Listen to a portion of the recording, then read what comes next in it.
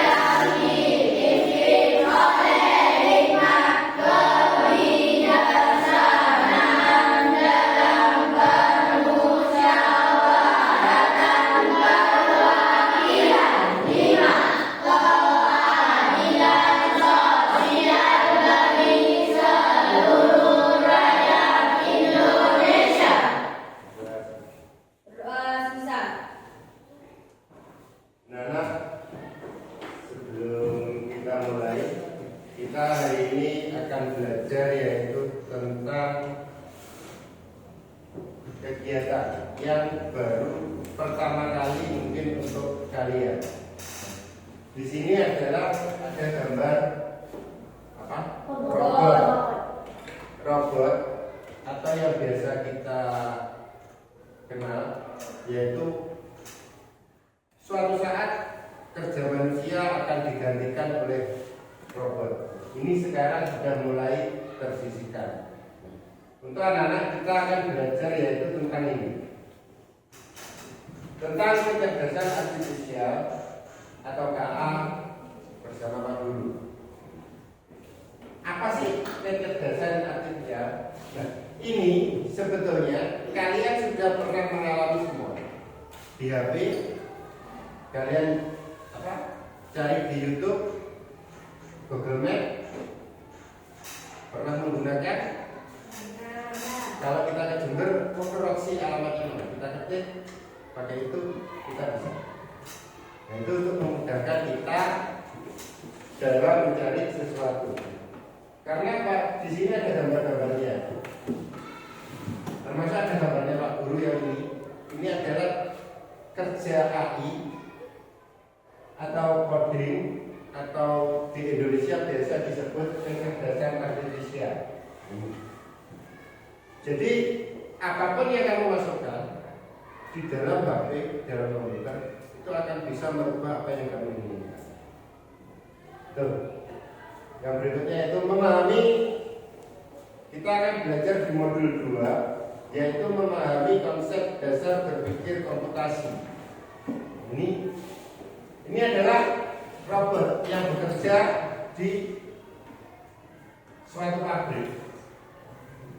Ini gambarnya Pak Guru, wajahnya diganti Pak Guru. Ini rumah, mobil dan semuanya ini bukan punya Pak Guru, tapi diedit wajahnya jadi wajah Pak Guru. Itu karena coding atau biasa kita gunakan. Tidak menuntut kemungkinan kamu pernah lihat Bu Sri Mulyani diedit bicara guru beban negara? Nah, pernah kan? Itu adalah salah satu orang yang kurang bertanggung jawab menggunakan elektronik atau menggunakan digitalisasi. Tuh. Jadi apa? Disalahgunakan. Ini. Yang pertama, tujuan pembelajaran. Siswa mampu memahami konsep dasar berpikir komputasi.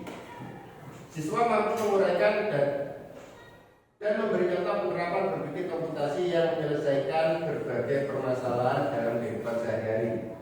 Contohnya itu kita menggunakan HP. Ya, apa cara masak nasi goreng?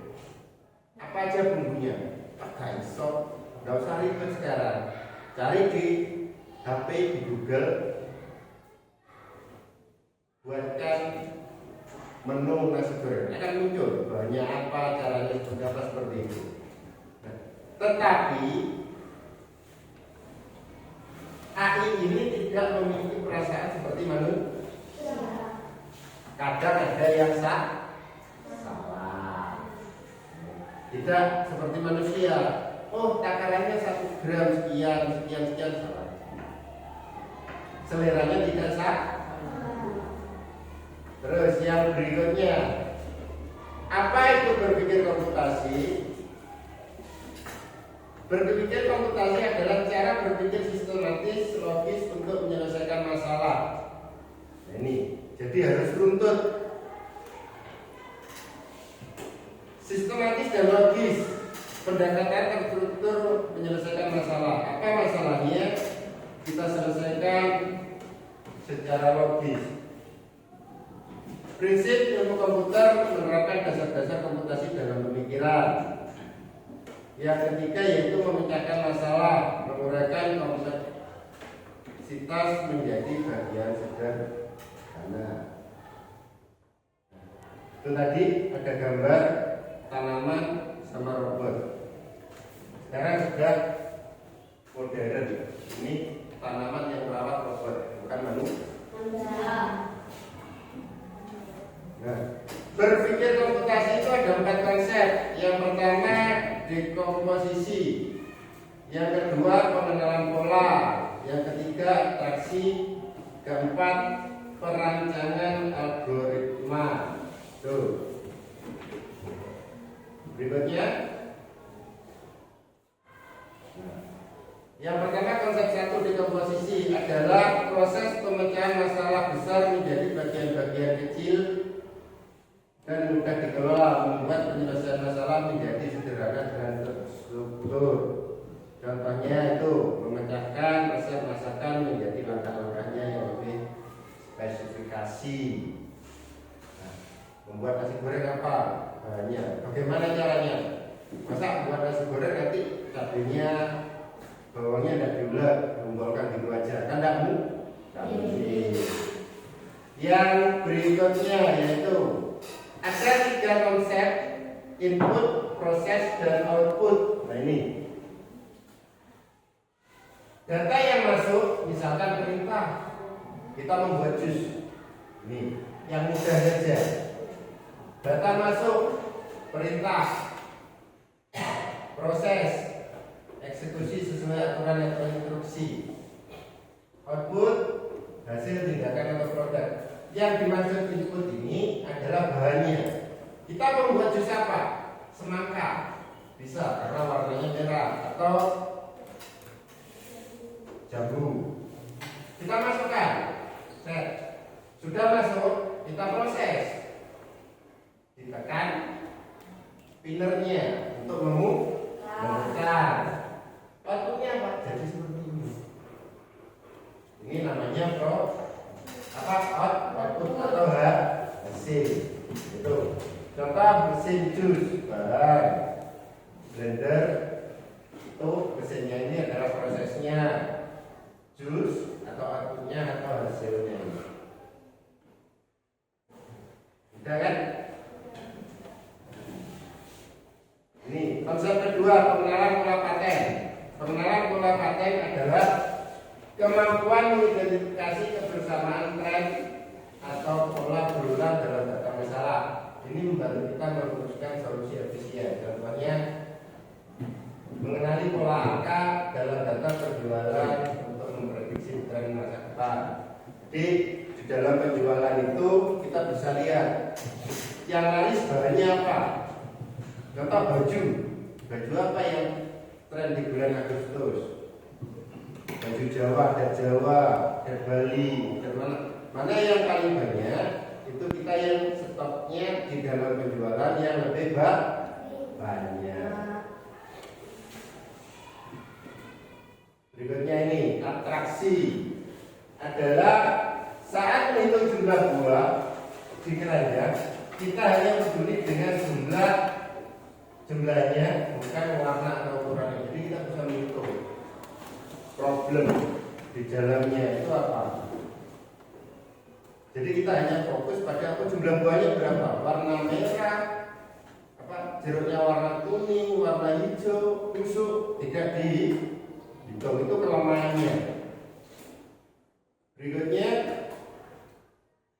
algoritma adalah proses pembuatan urutan langkah sistematis dan logis untuk menyelesaikan suatu masalah. Ini memastikan bahwa solusi dapat diterapkan secara efisien. Ini apa? Kopi. Cara membuat kopi itu seperti apa? Itu kan? Yang perempuan nanti harus tahu cara membuat kopi seperti apa.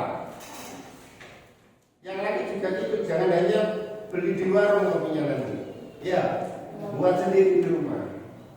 Beli kopi dari warung cemplungkan seadanya, sama bungkusnya dikasih air panas judek. Ya salah, betul itu salah katanya. Ya.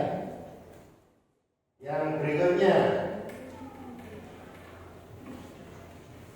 karakteristik berpikir komputasi adalah memecahkan masalah mendekatkan struktur logis, logika abstrak, menggunakan penalaran penyederhanaan masalah, analisa data, menganalisis informasi untuk menemukan pola kesamaan, fokus konsep, lebih mementingkan pemahaman ide daripada hafalan.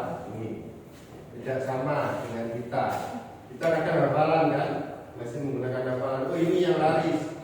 Ini caranya seperti ini. Semakin kita sering melakukan, maka di otak kita akan semakin hafal. Ini manfaat berpikir komputasi, pemecahan masalah, keterampilan kritis, aplikasi luas. Berikutnya contoh penerapan komputasional. Ini memecahkan soal matematika menjadi langkah-langkah kecil agar lebih mudah diselesaikan. Contoh mencari jawaban soal ditemukan melalui ChatGPT. Ada yang pernah ini? Pernah pakai? Cari apa di situ? Buat apa? ChatGPT itu banyak sekali kegunaan. Kamu buat soal, cari jawaban soal di situ ada. Penyelesaiannya seperti apa ada di situ semua. Di ChatGPT itu. Tapi sayangnya itu hanya khusus untuk PR. Kalau di sekolah tidak bisa menggunakan ChatGPT karena kita tidak bawa HP atau komputer. Nih, yang terakhir kesimpulan. Nah, kesimpulannya berpikir komputasional adalah keterampilan fundamental abad ke-21 yang melibatkan komposisi, pengenalan pola, atraksi, dan perancangan algoritma. Keterampilan ini membantu kita menyelesaikan masalah secara efektif dan dapat diterapkan berbagai aspek kehidupan secara serta pekerjaan. Tuh. Catatan di bawahnya, teruslah berlatih berpikir komputasional untuk masa depan yang lebih baik. Jadi kita harus berpikir yang logis. Sekarang banyak aplikasi-aplikasi yang bisa kita gunakan. Kita harus sadar, mau tidak mau kita juga akan terjun ke dunia digitalisasi. Sekarang ada kedokteran itu kalau mengoperasi orang tidak pakai manusia, pakai mesin. Iya. Makanya kita nggak tahu. Yang pabrik-pabrik besar itu semuanya sekarang pekerjaannya itu mesin, bukan manusia. Pabrik mobil itu, tukang lasnya mesin. Jadi lebih cepat, lebih efisien dan meminimalisir kecelakaan. Tugas. Ini guru sudah digantikan oleh AI atau kecerdasan artifisial. Nanti tugasnya ini linknya saya kirim di grup, dilihat tugasnya untuk dipelajari di HP-nya. Siap? Itu langsung dikerjakan, langsung akan muncul ke Pak Guru. Berikutnya, ini apa? Gambarnya siapa ini? Ini kelas kita di kelas 5 kemarin, ujian nasional. Yang terakhir, apa? Terima kasih. Iya, ini. Ini apa? Ini adalah salah satu penggunaan AI tadi, kecerdasan artifisial.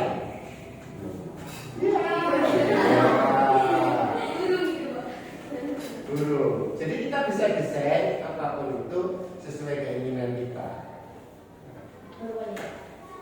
Itu yang dapat Pak Guru sampaikan. Nanti kalau kurang paham bisa tanya ke Pak Guru, baik lewat HP ataupun waktu ketemu.